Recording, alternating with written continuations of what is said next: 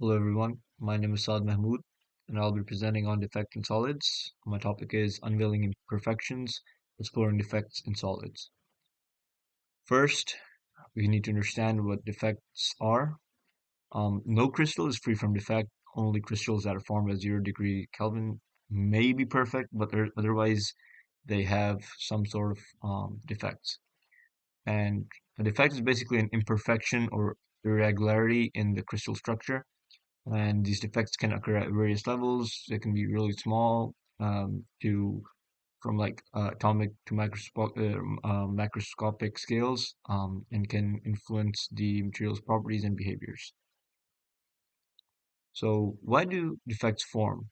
Um, the first reason, there are five main reasons why defects form. The first one would be thermal vibrations.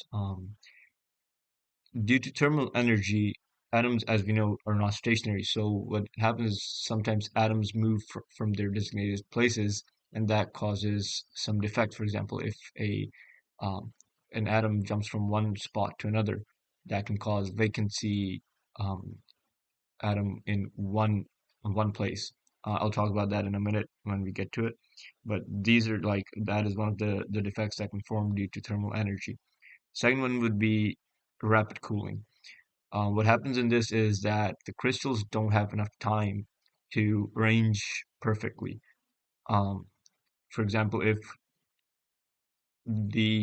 a crystal cools really quickly, the atoms won't have time to arrange themselves in the order that they should. So they're gonna stop moving at the spot that they lose energy at. So that's gonna form different shapes, and that is gonna form different defects due to the rapid cooling. Third one is impurities. So if there's a foreign molecule or an atom present in the lattice structure of the crystal, that can that would probably cause a defect, and cause some sort of imperfection or defect, such as a substitutional atom, probably, or a interstitial atom defect as well. The fourth one is mechanical stress.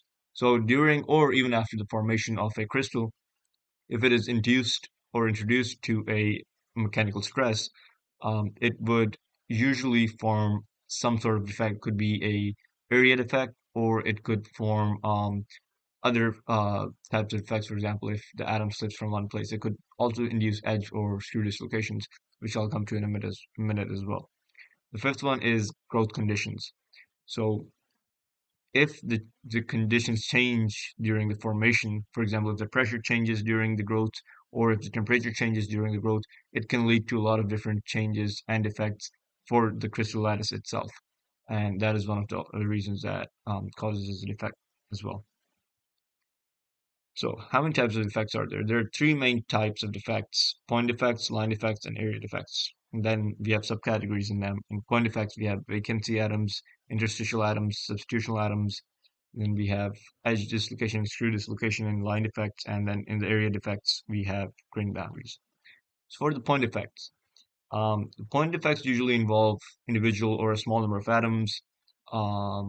It usually deals with vacancy atoms, interstitial atoms, and substitutional atoms. For vacancy atoms, as you can see over here on the right, there's usually an empty space between the crystal lattice. So if there's an atom missing over here, that's going to cause vacancy defect. The second one is interstitial atoms. Interstitial atoms are of two types. The first one is self-interstitial, and the second one is foreign interstitial atom. If you see on the right, this is a self-interstitial. It's going to have an atom that occupies a position between regular sites. For example, if you see there are these small spaces in between the regular lattice. If one of the atoms were to fill these spaces, like this one, it would be interstitial atom defect. And this one is an example of the self-interstitial, as mentioned. It's the atom of the same element that um, occupies that position. And this one is a foreign atom one. If there's another atom, if there's an atom from another element or a molecule that occupies the space between the regular lattice, then that would be called a foreign atom interstitial interstition. The third one is substitutional atom. The substitutional atom is basically a foreign atom taking the spot of of a regular atom in a crystal lattice. For example, as you can see, this is a regular crystal lattice, but this over here is a an extra atom um, inside the lattice. So this is line defect. Line defect is usually a line or a narrow region where the arrangement of atoms is distorted. We have dislocation where an extra half plane of atoms is inserted into a crystal structure. For example, if you see over here, you have an extra half plane of atoms inserted. This is basically G is basically the slip direction, and B is the Burgers vector. So if they're in the same direction, you usually get the edge dislocation, and if they are perpendicular to each other, you get the screw dislocation. And screw dislocation is basically a spiral-like distortion in the crystal lattice where the atomic planes are displaced. So if you can see, if you have the force going this way and the slip direction this way, you find kind of get like this tear over here in the crystal structure. Lastly, we have the area defect. Area defects usually involve a large scale irregularities like boundaries between different crystal grains. If you see, these are like the grain boundaries. These are like interfaces between adjacent crystalline grains, and as they have different orientations, they form different structures on the boundaries.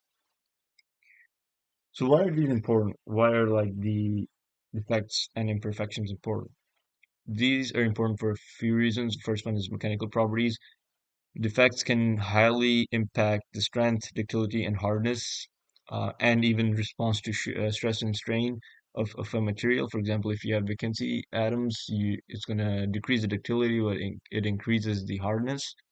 Um, it also alters the thermal and electrical conductivities. The vacancy, the defects can either increase or decrease the thermal conductivity and electrical conductivity throughout the crystal structure. Then we have shape formation, so you can form different shapes. This is also very important for activation sites for um, catalysts. So that can be altered while forming crystals as well. These are also used in semiconductors to control electronic properties. For example, if you want to change the electrical current of the material at a certain point, you can use different defects to control that as well. Lastly, we also have drug delivery and bioimaging. Uh, we can use the defects in MRI contrast agents to view the MRI image. So